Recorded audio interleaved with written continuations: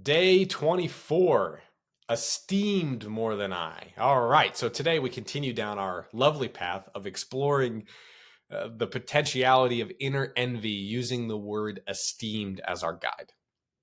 So, by esteemed, the author means placing a primacy on the opinion and approval of others, in particular, over the opinion of God.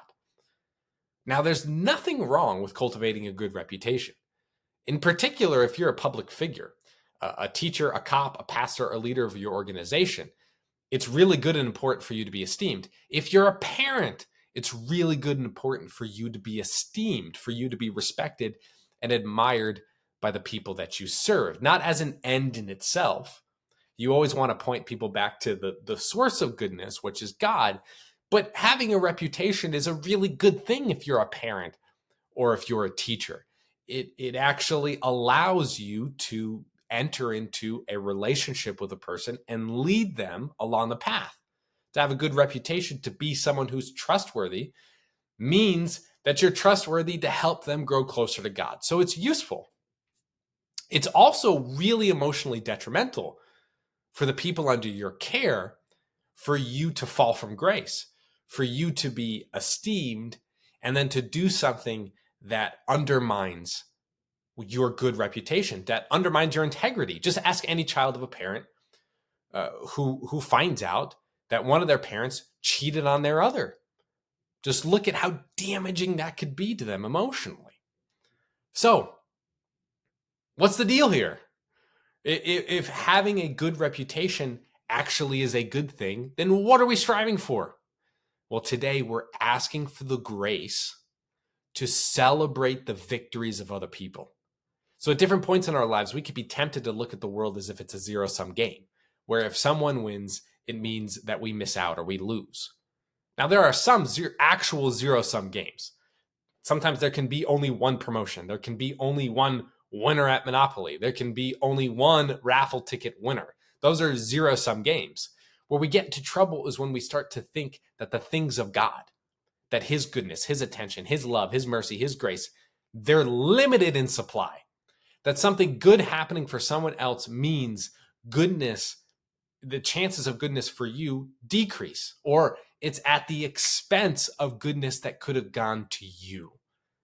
In other words, today's prayer is an invitation for you to examine your inner reaction to the success or joys of another person. One of the greatest scenes in the Gospels, it's one we read from every year during Lent, is the story of the man born blind who's healed by Jesus. Jesus heals him. He starts walking about town, and people refuse to believe that he can see. They refuse to rejoice or celebrate this poor guy who was blind his whole life. Now he can see. He's super pumped. He's super excited. And everybody around town is like,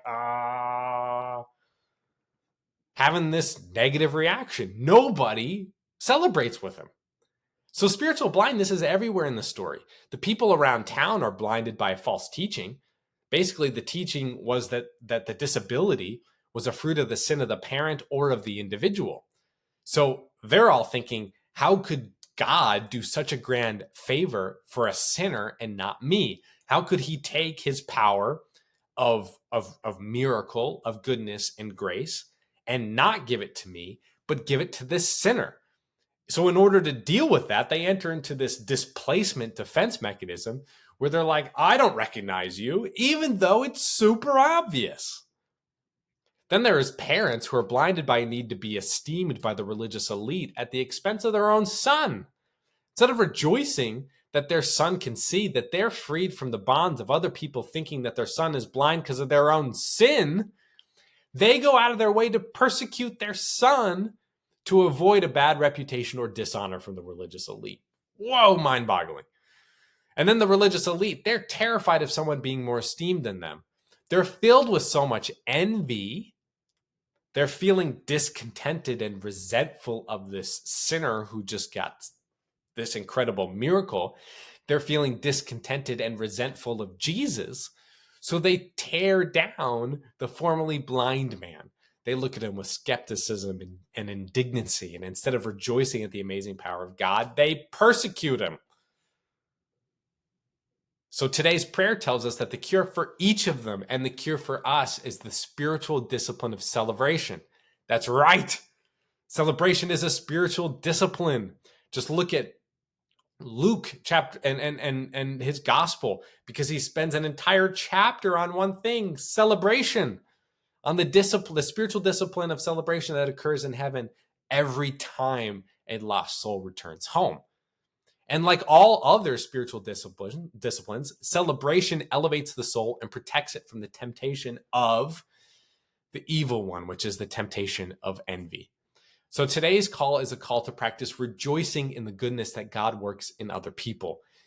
It's a call to cheer others on, to be free enough to celebrate the level of esteem that they're getting without comparing it to our own in a way that provokes envy. It's a way to free us up to rejoice in the goodness and the mercy and the power of God. So, that others may be esteemed more than I.